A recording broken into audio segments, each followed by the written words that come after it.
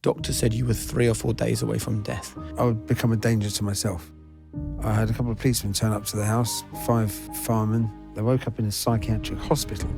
I was seeing this psychiatrist. She said, "You're bipolar." For the first 10 years of the Fat Duck, I was working 120 hours a week. I don't know how I did it. With my ideas, I was getting more and more obsessed about them. Nothing else mattered. In those moments, those highs, it was wonderful. But like everything, what goes up has to come down. Through all of your period of creating the Fat Duck, growing the Fat Duck, winning your Michelin stars, becoming globally celebrated, all the TV shows and all those things, those were all before you had any diagnosis at all. Yeah, I had no idea. This episode is supported by Huel. Heston, welcome to the show. Thanks for having me. What was life like for you 1 year and 2 days ago from this conversation? I came out of hospital from being hospitalised, or sectioned, or however you want to call it, after being in there for 2 months from bipolar. Well, it turned out to be bipolar, right, that got me in the hospital in the first place. And when you were admitted to hospital, when you were sectioned, yeah, doctor said you were 3 or 4 days away from death. Can you explain how your body was being impacted to an extent? I think my endocrine system has started to break down. So I felt okay. I thought it was fine. Yeah. I'd gone through, and I've learned so much, obviously, since the diagnosis. And one of the classic traits with bipolar is if you have a manic stage, the manic stage is, you feel like you're Jesus Christ or Superman, or you love everyone, everything is fantastic, you're vomiting ideas everywhere, and you don't sleep. The moon and the stars, and you look at the humidity that's coming at night, and questions about everything. So you can go to 2 days, 3 days. I mean, some people have gone a lot longer, but without sleeping. And eventually, if that, I think that was a big cause, because I wasn't getting the sleep and the repair that I should have been getting. So what was going on in the days leading up to this moment? My wife, Melanie, had, I thought I'd had some hallucinations. I hallucinated a gun on a table. Turned out that this is also a classic bipolar thing when it gets quite extreme. Right.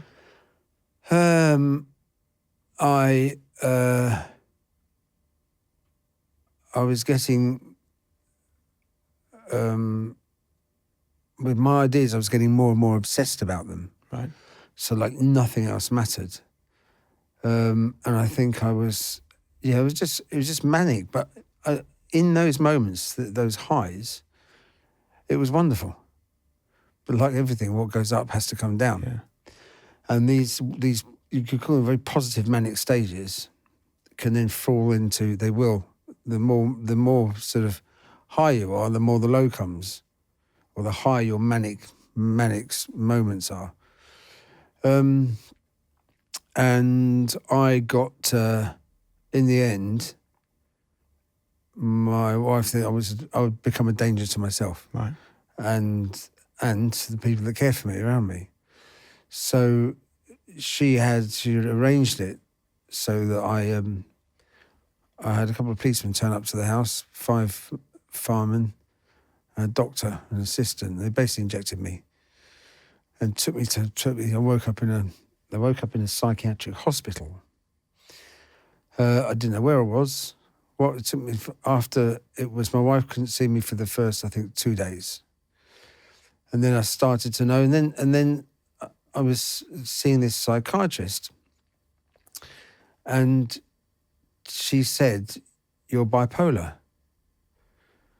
And I never thought, I knew I had ADHD. I thought I might have PTSD. I was going for the full house of neurodiverse things, although bipolar is not neurodiverse. I had no idea. I was surprised more than anything else. Yeah. And that 2 months I spent in hospital, I was being monitored daily, not just by the doctor, but the nurses there and stuff. So I can say thanks to my wife, I had this really clear diagnosis that when I was doing the research about symptoms and signs of bipolar, I ticked nearly all the boxes. There's bipolar 1, bipolar 2, and then another bipolar 3. And you can sort of flip between them. And what is bipolar 1, which is what you've got? So bipolar 1 is, if you imagine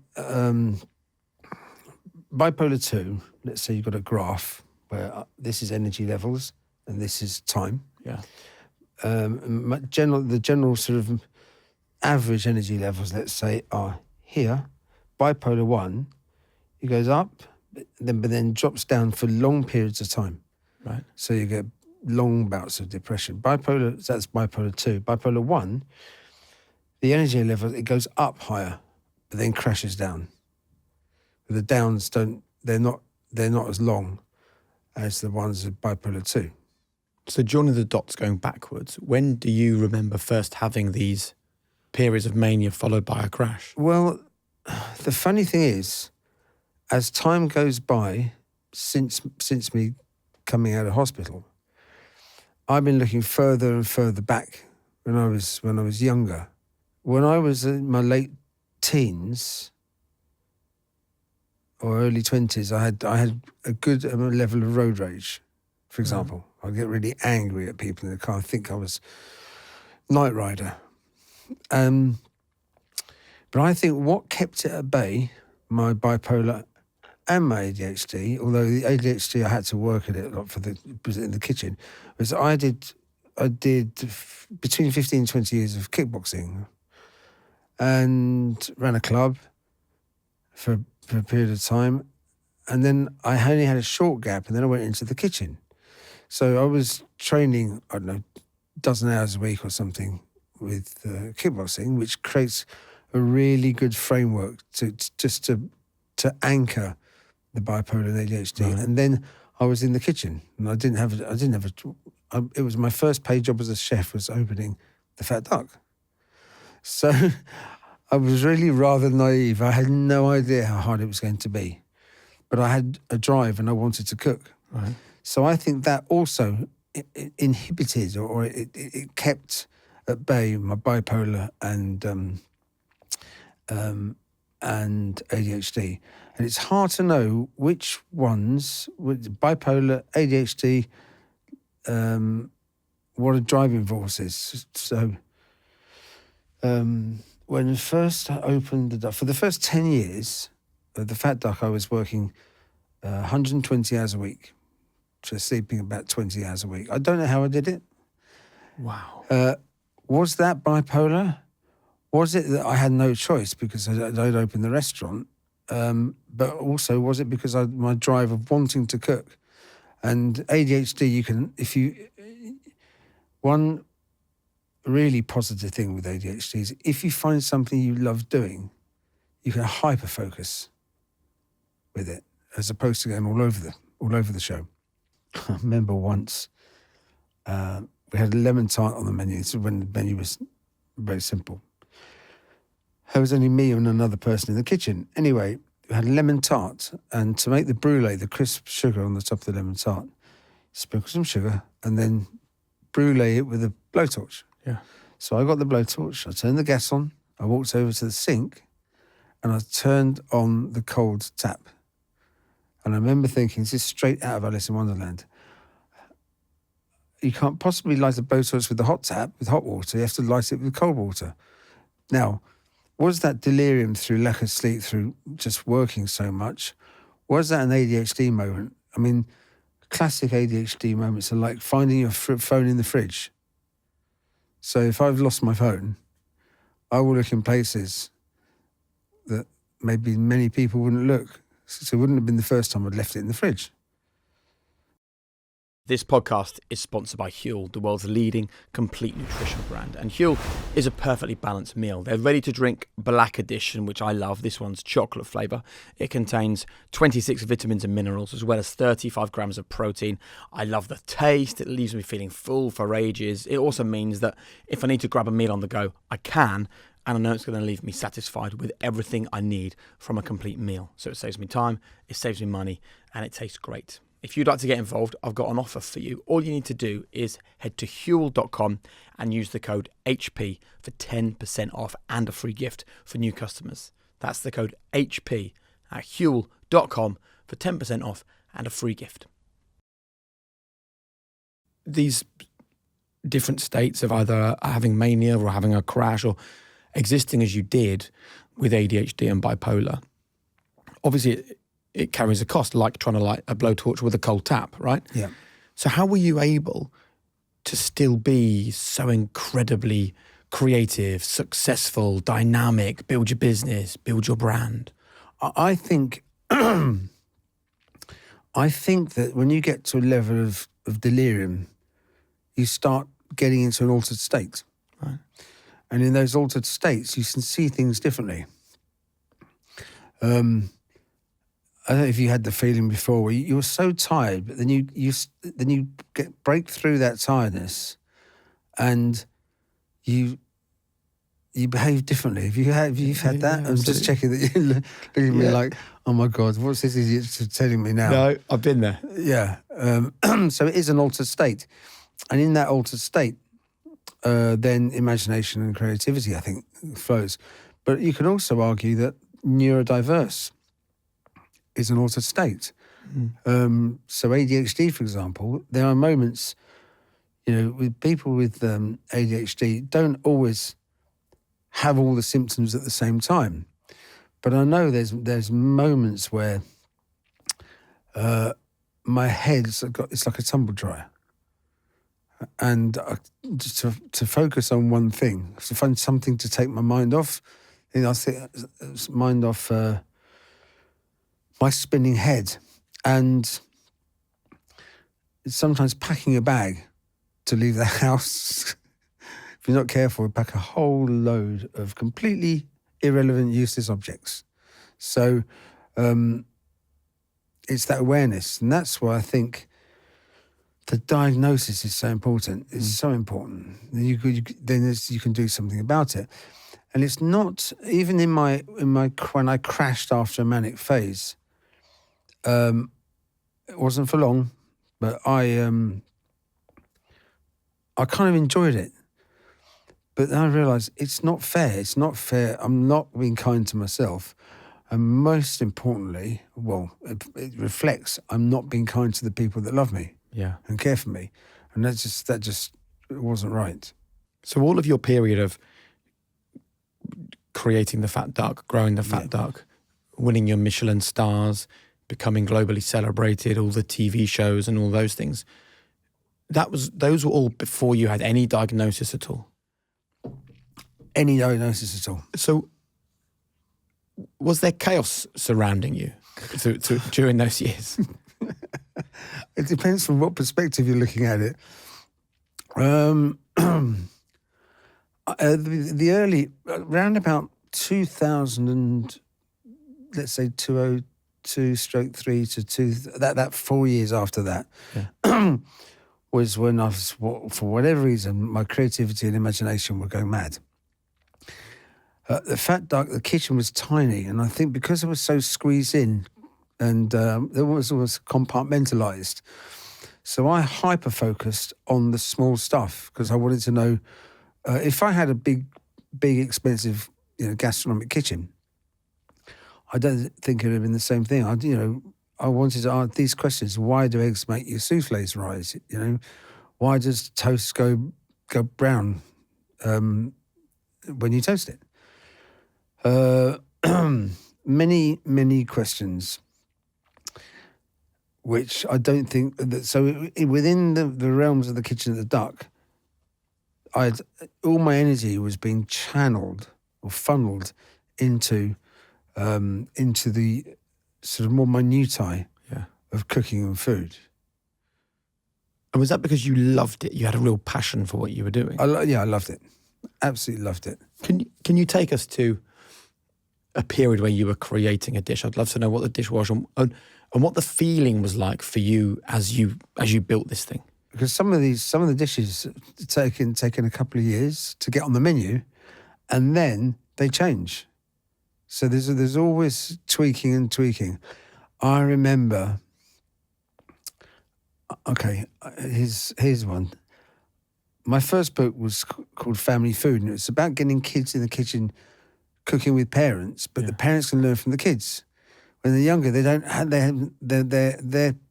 we think their palates, their taste buds are a bit like their education. They're less than ours because they're younger. But their taste buds, no, their taste buds are really heightened. And their awareness at a younger age. So they're much happier to try odd combinations. So we can learn from them, and that sort of sensei sato communication is really valid. Really, I think it's fantastic. So that was the contents of the first book. So I went to this bookshop in London called Books for Cooks. And used to go in there quite a lot. Anyway, I was looking for who else had written things about cooking for kids or cooking with kids. Anyway, Mr. ADHD, sidetracked, came across a book by a chef in France called Taillevent from about 1300.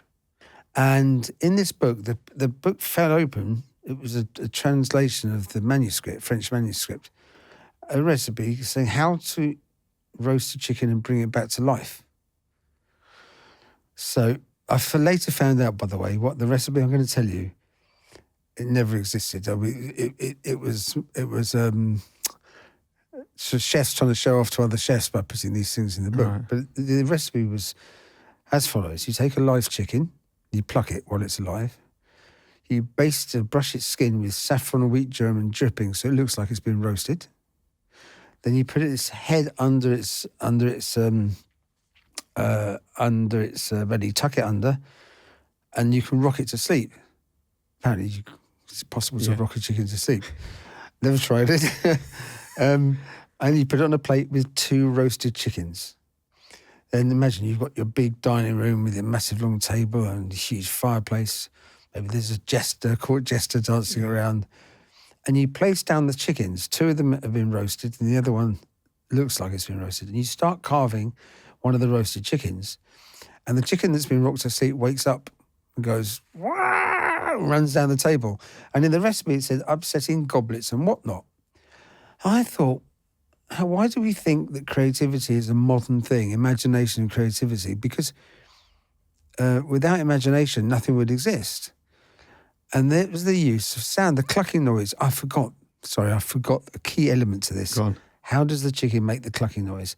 Well, the roasted chickens, before you put them in the oven, you put down their throats mercury and sulfur as a mix. Right. And they react in the oven and make a clucking sound. Well, for one of the TV shows I did, we tested this with a raw chicken we bought from the shops, butchers, because it had the neck on, and tried it. It doesn't work. And the professor we were with, he said it doesn't work. It's made up. But I thought they've used sound. And so I started getting interested and obsessed with the role that sound has on the food that we eat. And then I started working as a professor in Oxford University, Charles Spence, who put me in a sound booth with a microphone and gave me a packet of crisps. I had headphones on. So when I started to eat the crisps, I could hear the crunch almost in real time. So I was listening to my own crunch as well as feeling it. When he made changed the frequency of the microphone so it was less crisp, let's say, the crisps felt softer in my mouth and they almost felt stale. And same thing to do with the biscuit. You think the biscuit's gone a bit stale. So after this, we started playing around with sound, listening to your own noises, and then putting seaside noises in. And the seaside noise led to the sound of the sea. And so this has probably happened over a period of 2 or 3 years. I got one of those amplifier boxes that you can plug a guitar in. I can't remember what it's called, but you can change the sound of plucking the guitar. We took the bacon and egg ice cream and tested it with again in Charles's lab. He had about a dozen people with it. Tested it. Have a spoonful of it, and play a clucking noise for the clucking and cracking and egg noise, and the other one was sizzling bacon. You play that, so you'd eat the same ice cream, but then the flavour was the bacon or the bacon or egg flavour stronger. When you had the sizzling bacon, the ice cream tasted much more of bacon. So this was all leading to numerous other experiments, and eventually I wanted to do something where it was like a landscape, so seaside. So we developed this dish called Sound of the Sea, which looks like sand. Then you've got sea vegetables there, and various bits of seafood and fish that have been cured, and the sauce is a froth like the foam, and it's served on a glass plate with sand underneath. And you put the headphones on and you listen. You listen to the sound, and we've had people crying at that dish, which I never thought would happen. And it's not because the dish is wonderful, but it's the trigger of the sound, the sea flavours in the dish, but it takes people back to their childhood. So that's quite a long explanation. I cut it down, but that's one dish. Time. None of us seem to have enough of it, and as life gets hectic, often it's our health that has to take a back seat, but your gut health doesn't have to. This is Biotic by Heights. Simply getting 20 billion live bacteria straight into your gut, which can give you better digestion, it can give you less bloating and improved immune system. And the reason why I can sit here and talk about it is because I've been taking Biotic for the last year and I haven't been ill, I've felt fantastic, and I believe that Biotic has been instrumental.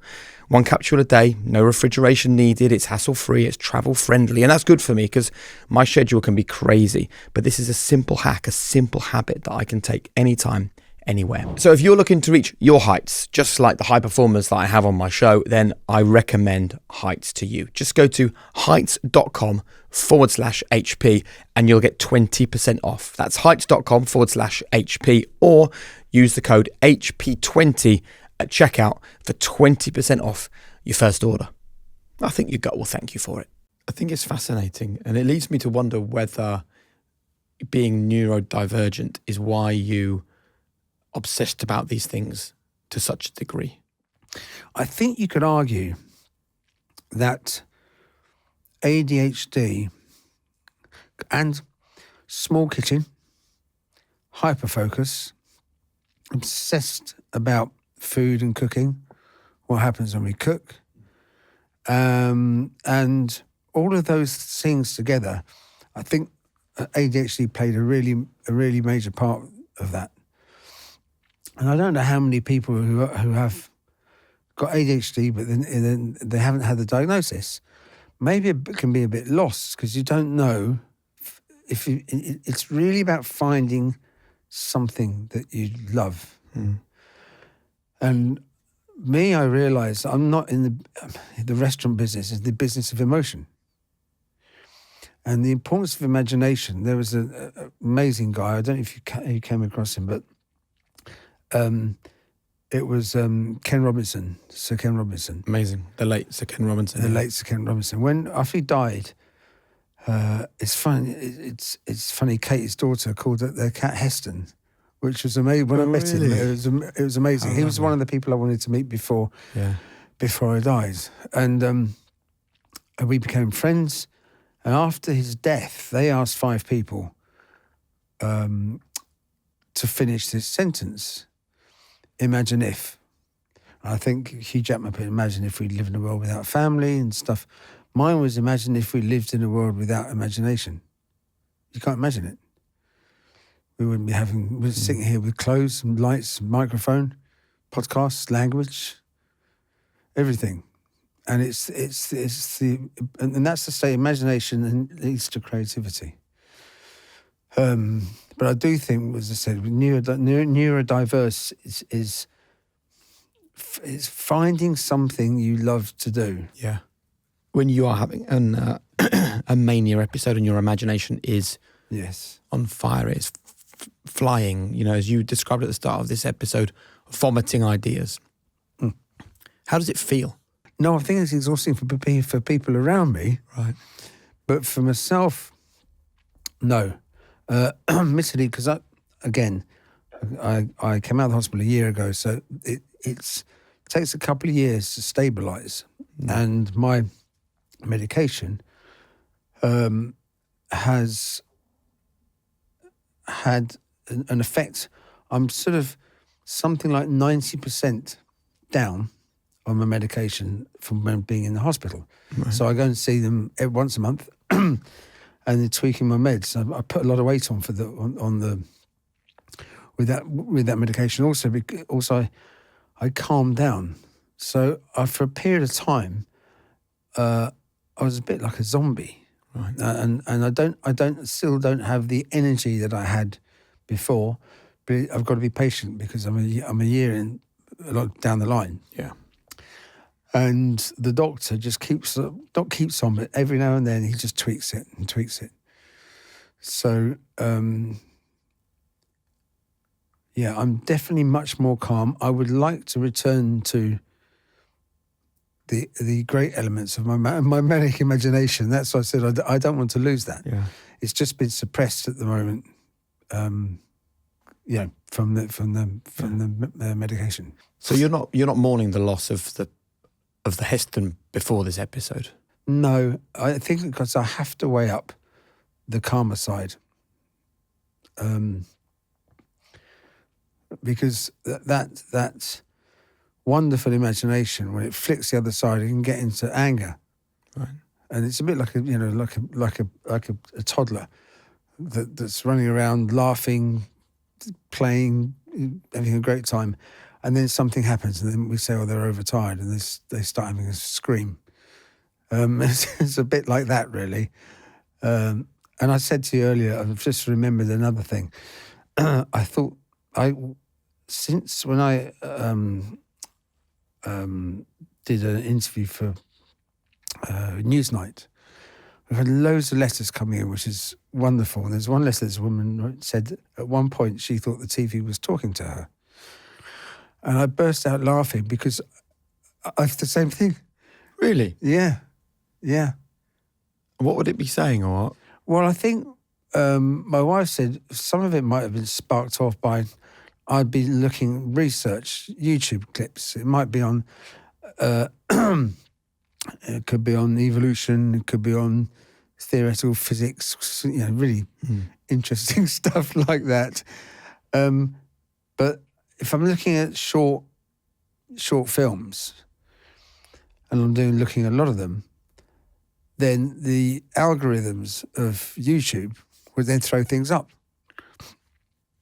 And so somehow I thought it was just generally the television. It was reaching out to me. Was that not scary, though? Was there not a point where you're thinking, I know televisions don't talk to people. What's going on here? No, only after I came out of hospital. And when I got this letter, that's why I burst out laughing. And it's like, I can't believe I thought that.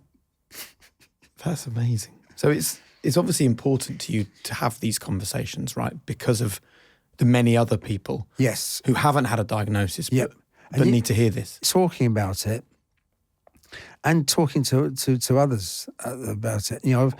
I'm lucky in the sense that I've got a platform, and there's many people, well, most people don't have a platform, and they don't have their words don't have the same impact. But it's also important to say that it's the people that are around, the people that's around somebody who's neurodiverse or particularly bipolar. They have to live with this, learn how to live with it, and then they can help. What would you like them to know? Well, I can speak for I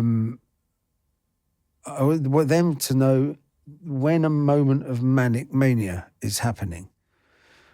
So getting overexcited, basically. And my missus will give me a tap on the shoulder. So, like yesterday, she said to me, because this bipolar is affected by when the nights get darker earlier, and it's affected by the moon, lunar patterns. Full moons can have a big effect on bipolar or manic highs.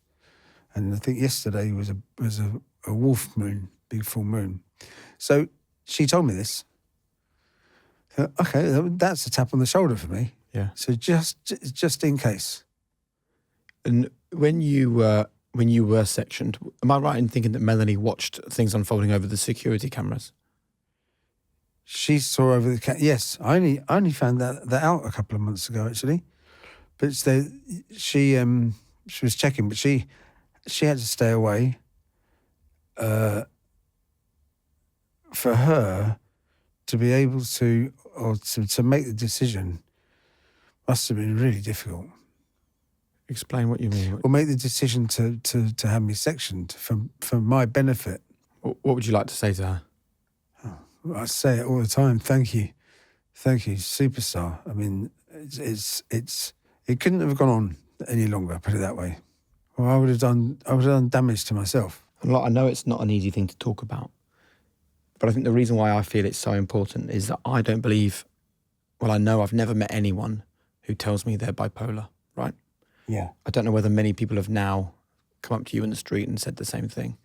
But the truth is that there are 14 million people in the United States who are bipolar. There are over 1 million people in the UK who are bipolar. These aren't insignificant numbers, right? No. We've all been around people who are bipolar, but those people either don't know or are unable to tell us. Often, because I did the one show, which had a big impact, the Newsnight one that went crazy, 10, 15 million people. The letters started to come in from people who were bipolar or were a close friend or relative to somebody who was bipolar. However, I haven't been stopped in the street. There's probably 2 people I've met that told me I'm bipolar. So people would write the letters. But it's still the stigma. It's how to destigmatize it, which is the big challenge. It would be much better if it didn't take 9.5 years to get a diagnosis. So what can we do? What needs to be the next conversation about bipolar? The NHS are now putting mental health or mental wellness at the top of the tree, top of the list. And already it's the biggest killer, and it's just going to get worse. But it's sometimes it's very hard to see it. Well, I've just become an ambassador for Bipolar UK. I keep having these conversations, and hopefully people will start coming up to me and verbally expressing it. I mean, there's been hundreds or maybe thousands of letters. But the more we can speak openly about this, it's like people don't even. There's a lot of people who have had their ADHD diagnosis, but they don't want to talk about it. Yeah. And the complicated thing is, I understand it's really tricky because you don't want to lose your job, or if you're at school, by talking about it, it can have a negative effect. But I believe that if enough people talk about it, it will have a positive effect. But I think this is where we have to get to. We have to stop looking at the increased number of diagnoses of people who are neurodivergent and see it as a negative. And it's the total opposite. We should be celebrating people who are different.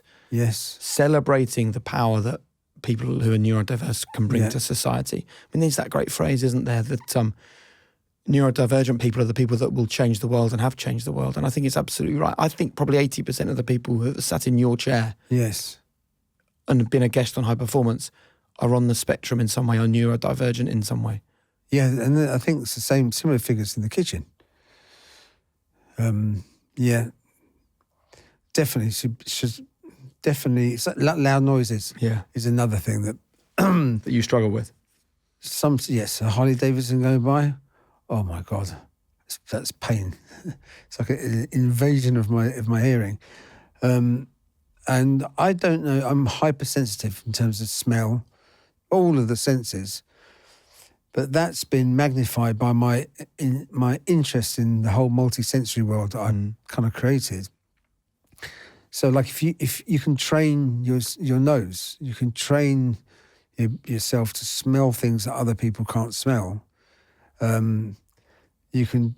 It's like you can train your ears to be sensitive to certain sounds.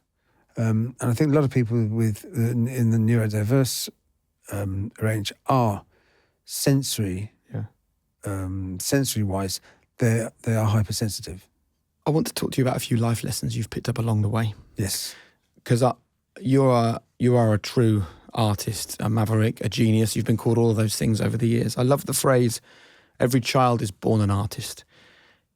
How can we make sure that we remain an artist all our lives? I think the schooling system has changed significantly for the better. But certainly, as Ken said, the current education system came from Victorian times and to meet the needs of industrialism. That meant the two most important subjects at school were language and maths, because you need that for business. So all things to do with imagination and creativity and the arts were at the bottom of that, let's say, Premier League table. And I was involved in rewriting the GCSE for food and nutrition, which is optional at GCSE, but at A-level, it's you can't take it. Now, this is crazy on many levels. One, if we don't eat, we die. I mean, it's as simple as that. Also, what we eat has shaped us, and the way we've harvested our foods has also shaped us. I realised that cooking and eating is the only subject that every other subject comes under, because there's maths for the recipe, you've got physics, because you heat things up and things change, and that change creates chemistry, molecules and stuff, and then we consume it, biology, and then we form cultures, history, and then you put art, put geography in there. It's language. Everything can come under cooking, and so to get rid of it at A level, it should be. I think it shouldn't be optional at O level, or it shouldn't be optional at GCSE. It should be obligatory. There's a phrase that I want to read out to you and get your reaction to. Fear knocked on the door. Faith answered. There was nobody there. Yes. Why is that so powerful for you? Because you can't have hot without cold, fast without slow, tall without short, fat without thin, etc., etc., etc. So faith knocked on the door. Think of faith as it's a belief. You have a belief in something. And we live in a world of adversity. Human beings, we need adversity really to react to. It keeps us alive. We don't like it, but it's there. So if fear, you're scared of something, you have to have fear, because you can't have belief without fear, and vice versa. But your belief is stronger than the fear. You're going to go in the direction of belief or faith. If your fear is stronger than the belief, you'll go in that direction. And fear of failure, I sort of see it as a human being and a human doing. So think of the human being as the parasympathetic nervous system, which is imagination, creativity, it's feminine energy. And there isn't really fear of failure. We'll give it a go. And if we fail, we'll learn something from it. On the masculine side, I'd say human doing, which is the sympathetic nervous system.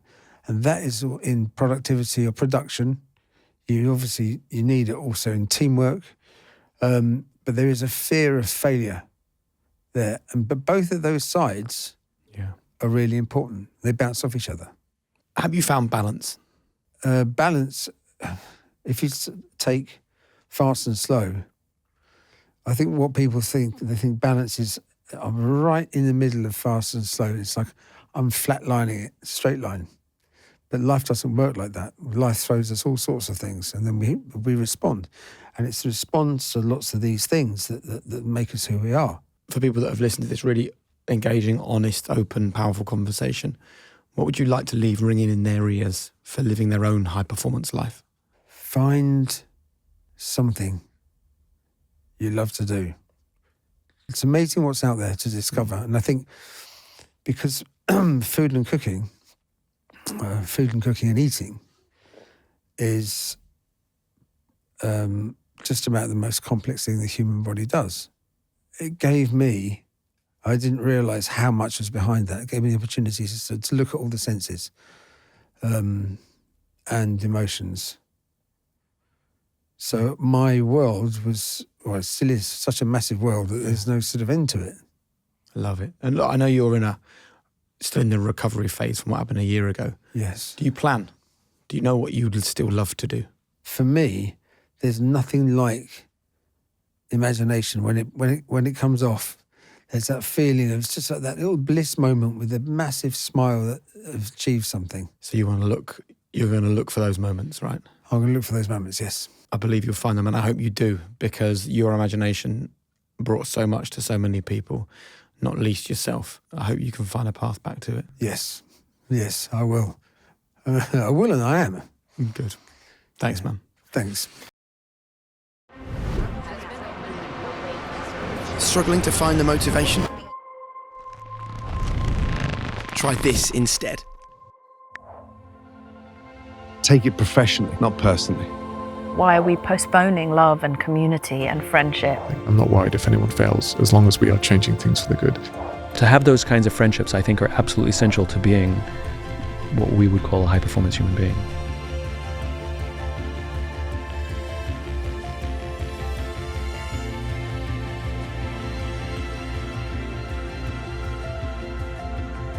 Take back control over your happiness.